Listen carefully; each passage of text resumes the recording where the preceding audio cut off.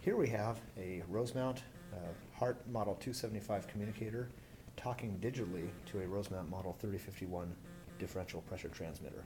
It is communicating using the HART protocol, which is interjecting AC voltage and current signals along the same two wires that carry the 4 to 20 milliamp DC signal. We're powering it through a 24-volt power supply, through a 250 ohm resistor, right to the transmitter. And currently we have the communicator connected in parallel with the transmitter. This is the most standard method of connecting the communicator, is directly in parallel with the transmitter terminals. What I want to demonstrate here is that you don't always have to connect it right at the transmitter terminals itself. There are alternatives we can use. So watch what happens when I disconnect. First, you'll notice we get an alarm. It says device disconnected, which is rather obvious. We disconnected it. It's no longer able to talk to it. What I'm going to do is reconnect the communicator at a different point in the circuit. Notice how we are still in parallel with the terminals on the transmitter. If I go back to my communicator and push the retry button, it comes right back. We're able to read all the same information we did before, even though our transmitter is hooked up in a different physical location. It's electrically the same, but physically different. So, I could even extend this further, following these wires back, the black wire leading all the way back to the power supply, the red wire here going to the white jumper to that side of the resistor. If I disconnect my communicator, notice first I get the alarm again. Now I make my connections. One wire to the white jumper on the resistor, the other wire over here to the black lead on the power supply. We are still electrically in parallel with the transmitter, so it should work. I'll push retry, and there we go.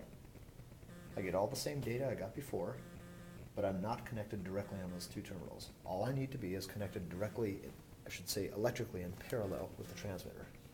However, watch what happens here. If I disconnect this communicator lead, of course I get the device disconnected alarm, and reconnect it over here, right across the power supply, it will not work. If I push the retry button, it tries for a moment, then gives me an alarm. Device disconnected. It simply can't do it.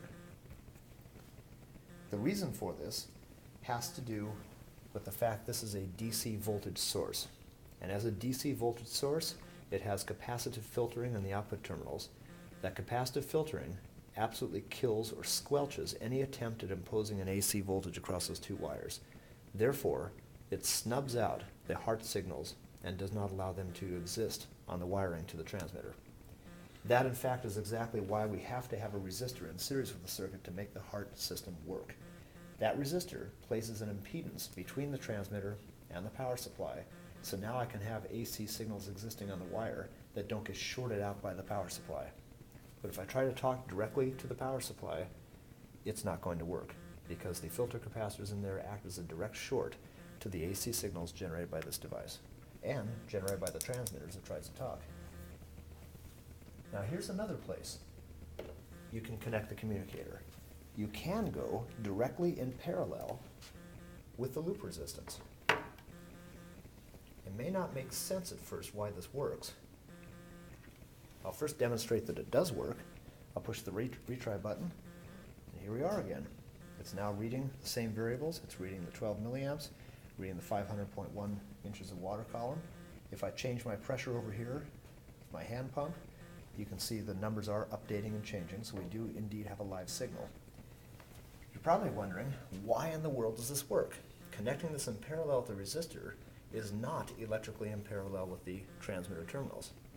But from the perspective of the AC signals, it is. Because remember what we said about the DC power supply. The capacitive filtering on the output terminals looks like a short circuit to the AC signals. So if in our minds we replace this power supply with a short circuit, now one side of the resistor shorted through the power supply does directly connect to one side of the transmitter.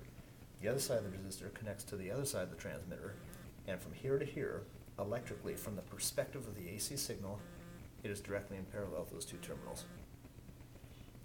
To do that, we have to look at it through the eyes of the superposition theorem, where we consider one power source at a time in a circuit.